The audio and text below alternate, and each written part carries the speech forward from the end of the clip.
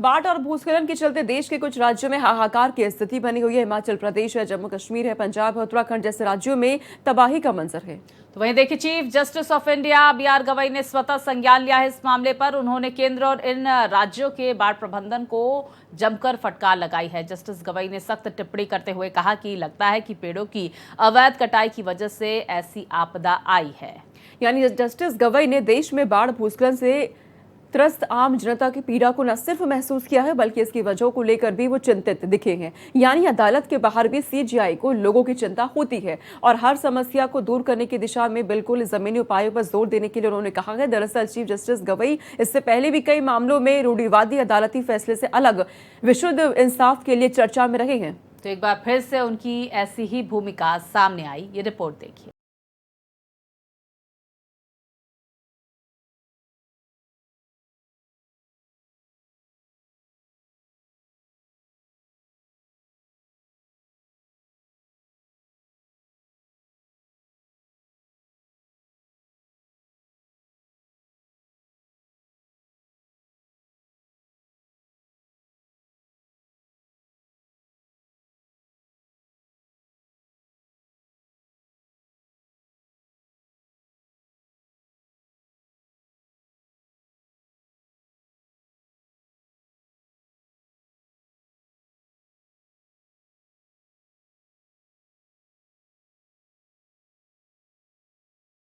बेघर हो चुके हैं।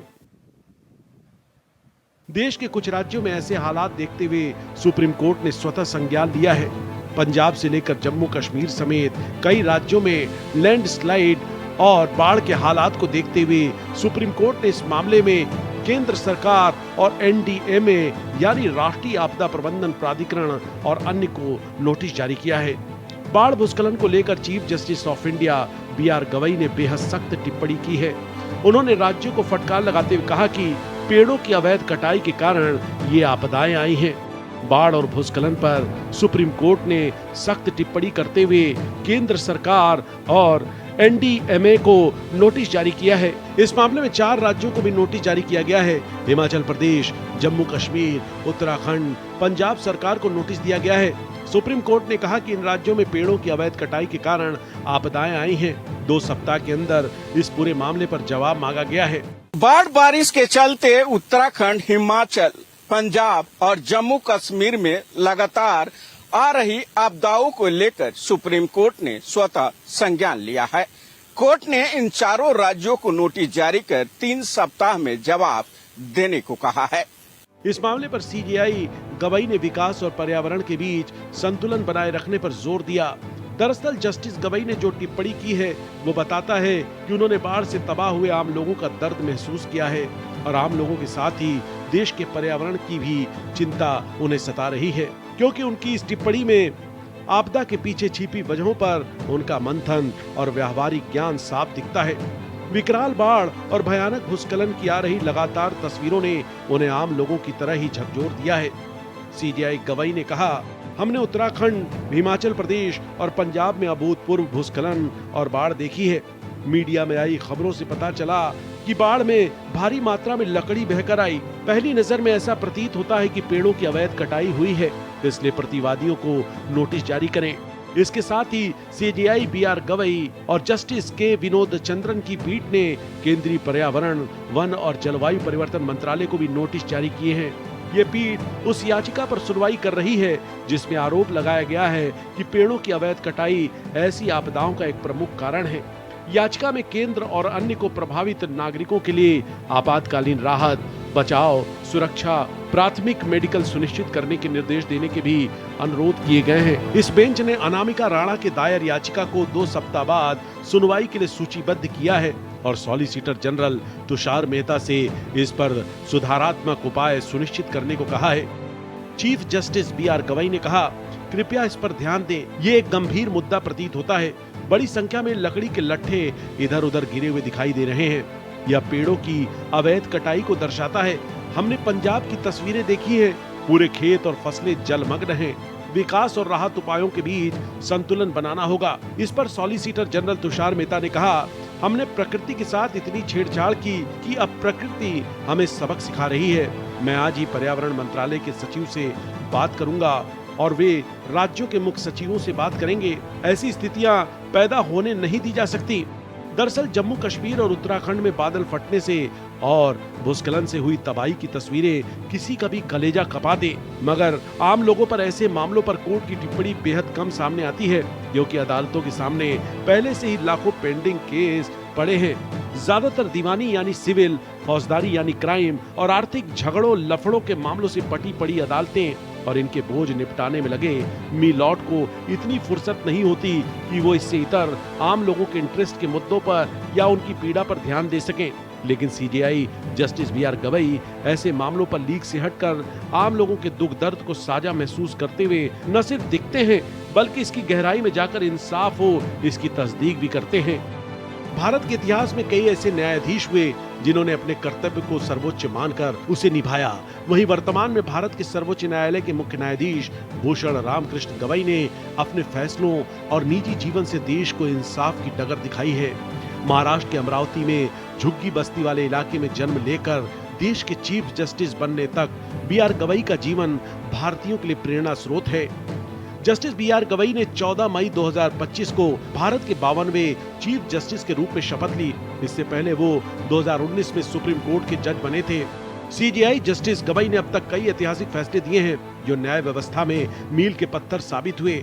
जस्टिस बीआर गवई ने सुप्रीम कोर्ट के जज बनने के बाद से 300 से ज्यादा फैसले लिखे हैं और लगभग 700 बेंचों का हिस्सा रहे हैं। उन्होंने आर्टिकल 370 को हटाने और चुनावी बॉन्ड योजना को रद्द करने जैसे कई महत्वपूर्ण फैसलों में अहम भूमिका निभाई है।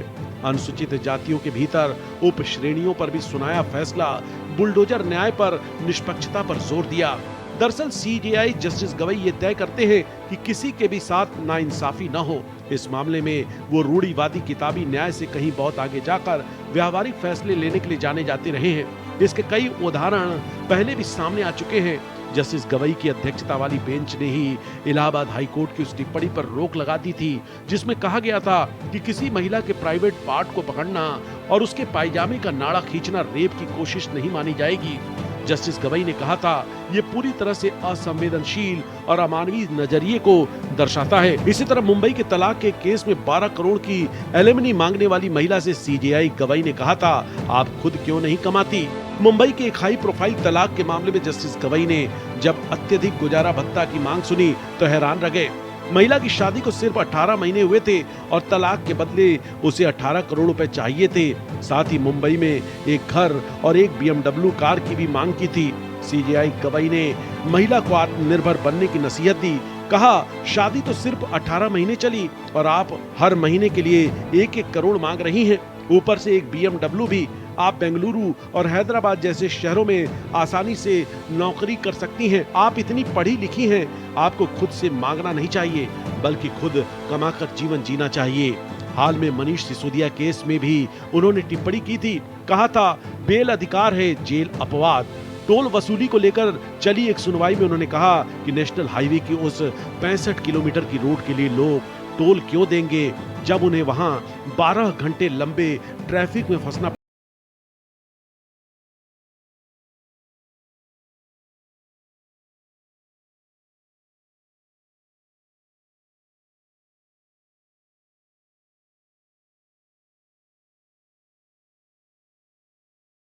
तो इस पर अवैध कटाई को लेकर राज्यों से जवाब मांगे बिना नहीं रह पाए।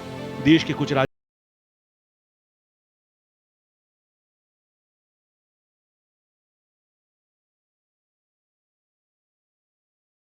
लेकिन इसका मुकम्मल इलाज नहीं होता। पंजाब के सभी 23 जिले बाढ़ से प्रभावित हैं, जिनमें से 12 जिले बुरी तरह प्रभावित हैं। सैलाब की वजह से दर्जनों लोगों की मौत हो चुकी है। 3 लाख लोगों को घर छोड़ना पड़ा है। देश में बाढ़ का खतरा लगातार इस कदर गहराता जा रहा है कि केंद्रीय जल आयोग की ताजा रिपोर्ट के मुताबिक भारत की 21 नदियों में गंभीर बाढ़ की स्थिति है, जबकि 33 अन्य नदियां सामान्य से ऊपर बह रही हैं। ऐसी बाढ़ और भूस्खलन की वजह जंगल और पेड़ों की अवैध कटाई रही है। अब ये उम्मीद जगती है कि जस्टिस गवई की सख्ती के बाद इस मुद्दे पर सरकारें चुस्त होंगी। जस्टिस बीआर गवई के ऐसे कई ऐतिहासिक फैसलों और टिप्पणियों ने ही न्यायपालिका में लोगों के भरोसे को और मजबूत किया है। मामले की सुनवाई के दौरान सीजेआई बी.आर. गवई ने टिप्पणी करते हुए कहा कि हमने अभूतपूर्व बाढ़ और बारिश देखी है, लेकिन अभी जो हालात है वह चिंता का विषय है। वहीं कोर्ट ने सॉलिसिटर जनरल तुषार मेहता से कहा कि संबंधित राज्यों के अधिकारियों से इस विषय में बातचीत करें और पता करें कि आखिर कारण क्या है। अब देखना होगा कोर्ट के नोटिस का राज्य सरकारों की तरफ से क्या कुछ जवाब दिया जाता है और उसके बाद कोर्ट का क्या आदेश आता है। भारत एक्सप्रेस के लिए कैमरा पर्सन शरद बारी के साथ गोपाल कृष्ण।